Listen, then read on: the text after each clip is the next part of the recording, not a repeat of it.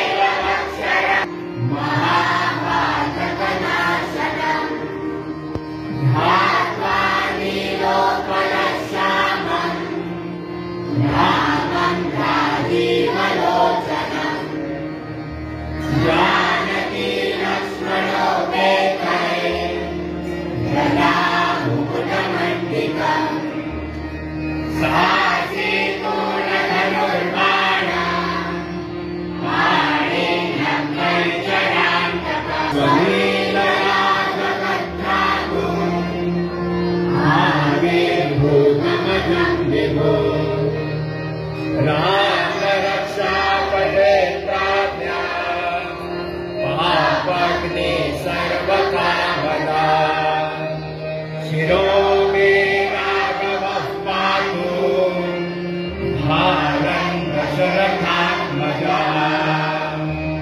कौसल्येयो दृशः पातु विश्वामित्राप्रियस्यते ध्यानं पातु मखभ्राता मुखः सौमित्रिवत्सलाः जिह्वा विद्यानिधिः पातु कण्ठं भरतवन्दिताः स्कन्धो दिव्यायुधः पातु भुजो भद्रेशकार्मुकः करो सीतापतिः पातु हृदयं रामभग्नसे मध्यं पातु करं कंसी नाभिं जाम्बवनाश्रयः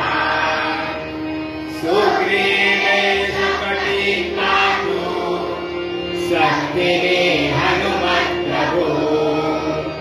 पुरोरगुत्तमः पातु रक्षः कुलविनाशकृत् जानुनी सेतुकृत् पातु जङ्गे दशमुखान्वतः पादो विभीषणः श्रीरामः पातु रामोऽखिलं वपुः एतां रामबलोपेतां रक्षाय सुकृतिपदे सचिरायुः सुखी पुत्री विजयी विनयी भवेत्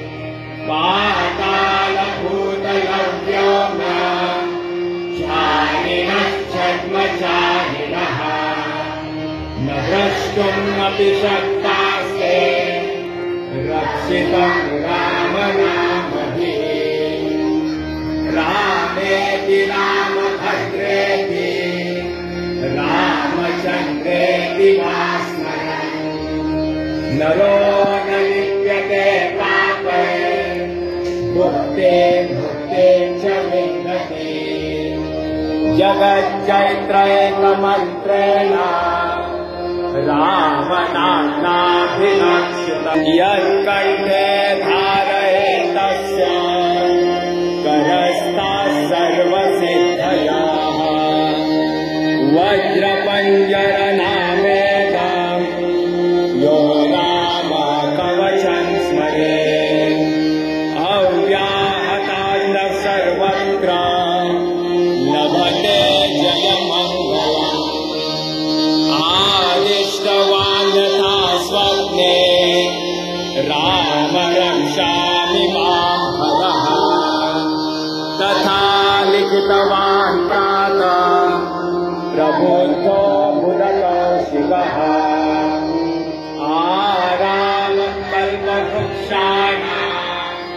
विरामः सकलापदा अभिरामस्ति लोकानां रामः श्रीमांसनः प्रभुः तरुणो रूपसम्पन्नो सुकुमारो महाबलो पुण्डरीकविशालाक्ष चिरकृष्णाशिलाम्बरो फलमूलाशिनो दान्तो तापसो ब्रह्मचारिणो पुत्रो दशरथ हेतो भ्रातरो रामलक्ष्मणो शरण्यो सर्वसत्त्वानां श्रेष्ठो सर्वधनुष्मतां रक्षकुलनिहन्ताय त्रायतानो रघुत्तमो आर्तसर्जधनुषा विशुष्पृशा वत्सया शुननिषङ्गसङ्गिनो रक्षणाय मम राम लक्ष्मणा वज्रपङ्क्वति सदैव गच्छता सन्नदः कवची खड्गी चापबाणधरो युवा गच्छन्मनोरथोऽस्माकम् रामः पातु स लक्ष्मणः रामो दाशरथिशूरो लक्ष्मणानुचरो बली काकुत्स्थः पुरुषः पूर्णात् कौशल्येयो रघुत्तमः वेदान्तवेद्यो यज्ञेश पुराणपुरुषोत्तमः जानकी वल्लभः श्रीमान् प्रमेय पराक्रमः एते तानि जपे नित्यम् मद्भक्तः श्रद्धयान्वितः अश्वमेधादिकं पुण्यं सम्प्राप्नोति न संशयः रामं दुर्वादलश्यामं पद्माक्षं पीतवाससं स्तुवन्ति नामभेदैर्वैर्न ते संसारिणो नरः रामं लक्ष्मणपूर्वजं रघुवरं सीतापते सुन्दरम् काकुत्स्थं करुणाकरं गुणनिधिं विप्राप्रियं हार्दिकम् राजेन्द्रं सत्यसन्धं दशरथतनयं श्यामलं शान्तमूर्तिं वन्दे लोकाभिरामं राघवं रामनामी रामाय रामभद्राय रामचन्द्राय वेधसे रघुनाथाय नाथाय सीताय पतये नमः श्रीराम राम रघुनन्दन राम राम श्रीराम राम भरताग्रज राम राम श्रीराम राम घनकर्कश राम राम श्रीराम राम शरणं भव राम राम श्रीरामचन्द्र चरणो मनसा स्मरामि श्रीरामचन्द्र चरणो वचसा धुनामि श्रीरामचन्द्र चरणो शिरसा नमामि श्रीरामचन्द्र चरणो शरणं प्रपद्ये माता राम मत्पिता रामचन्द्र स्वामी रामो मत्सखा रामचन्द्र सर्वस्वं मे रामचन्द्रो दयालु नान्यं जाने न जाने न जाने दक्षिणे लक्ष्मणो यस्य वामे तु जनकात्मजा पुरतो मारुतिर्यस्य तं वन्दे रघुनन्दनम् लोकाभिरामं रघुरङ्गधीजीवनेत्रं रघुवंशनाथं शरणं प्रपद्ये मनोजवं मारुततुल्यवेगं जितेन्द्रियं बुद्धिमतां वरिष्ठं वातात्मजं वानरयोधमो श्रीरामदूतं शरणं प्रपद्ये कूजन्तं राम रामेति